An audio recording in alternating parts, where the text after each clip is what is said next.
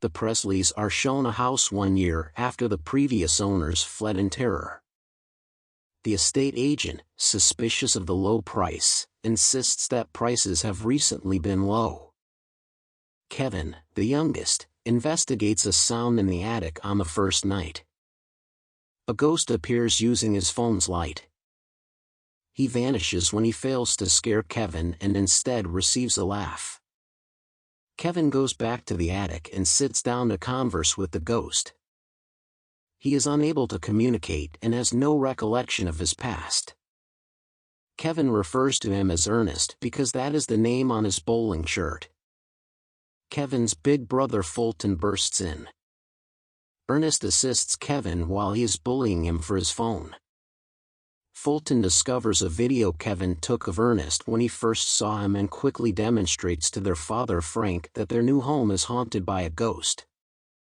Frank creates a YouTube channel, obtains more video of him, and, after convincing Mel that they can profit from him, makes the ghost and his family famous on the internet.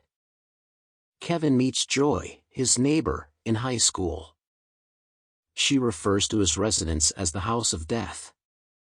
They meet in the library after the video of Ernest goes viral, and Joy quickly discovers that the house's owner, Ernest S., lived there from 1965 to 1971 and is now living elsewhere. Judy Romano, a West Bay cable TV medium, arrives to film Ernest.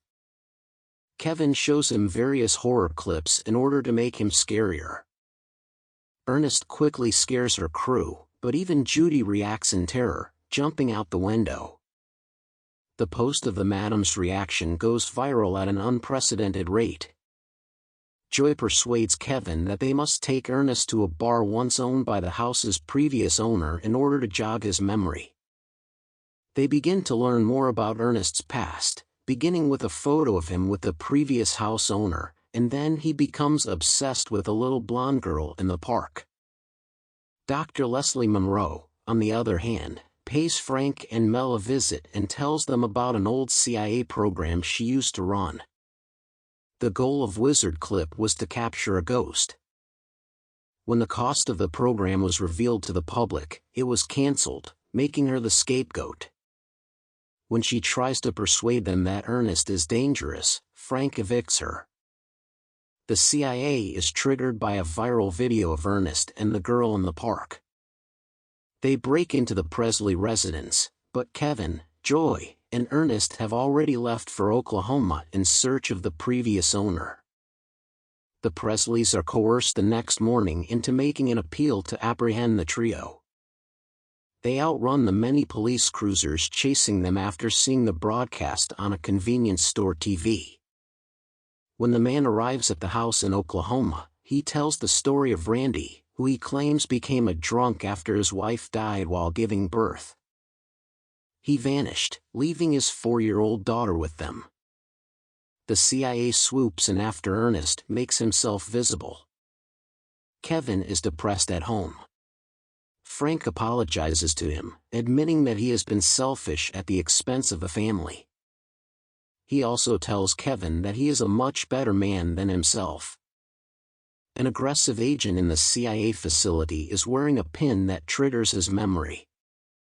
June was carried away by his old friend's wife while he killed him with a blow to the head.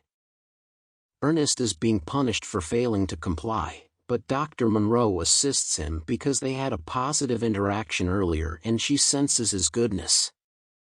Ernest S. arrives at the house to murder Kevin, believing he is assisting Ghost Ernest in exacting revenge. He follows him to the attic, where Ernest and Frank throw him out the window. The CIA interrogates Kevin in order to find Ernest the ghost. He doesn't say much, but a flashback shows Kevin and Frank reuniting him with his now 50-year-old daughter June. Ernest is finally at peace and departs, happy. The Presleys are moving again, but this time only a few miles away.